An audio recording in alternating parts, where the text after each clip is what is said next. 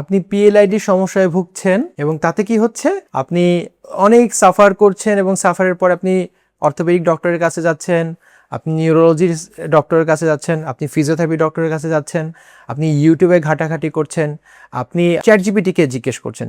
তো আপনি কনফিউজড, আসলে আপনি সার্জারিতে যাবেন নাকি ফিজিওথেরাপিতে যাবেন নাকি ওষুধ খাবেন। এই কনফিউশনকে নিয়ে খুবই একটা ইম্পর্টেন্ট মেসেজের মাধ্যমে কিন্তু আপনি নিজে কিন্তু এটার উত্তরটা বের করে ফেলতে পারেন।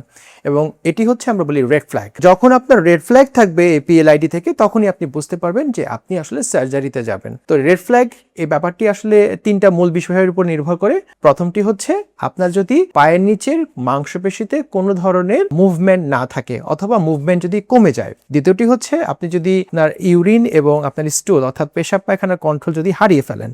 এবং তৃতীয়টি হচ্ছে আপনার যদি ইরেকটাইল ডিসফাংশন থাকে, এটি পুরুষের ক্ষেত্রে। তো এই বিষয়গুলো যদি একমাত্র থাকে তবে শুধু তাতেই সার্জারি ইন্ডিকেশন হয়। এবং সুখের ব্যাপার হচ্ছে 95% রোগীর কিন্তু রেড ফ্ল্যাগ থাকে না। এবং এই 5% পেশেন্টরা সার্জারিতে যাবেন, এই 95% যে পেশেন্ট আছেন তারা কিন্তু নন সার্জিক্যাল ওয়ে তথা ফিজিওথেরাপিতে ভালো হবেন বলে আশা করা যায়। তো আশা করি ব্যাপারটা আমি বোঝাতে পেরেছি। সবাই সুস্থ থাকবেন, ভালো থাকবেন।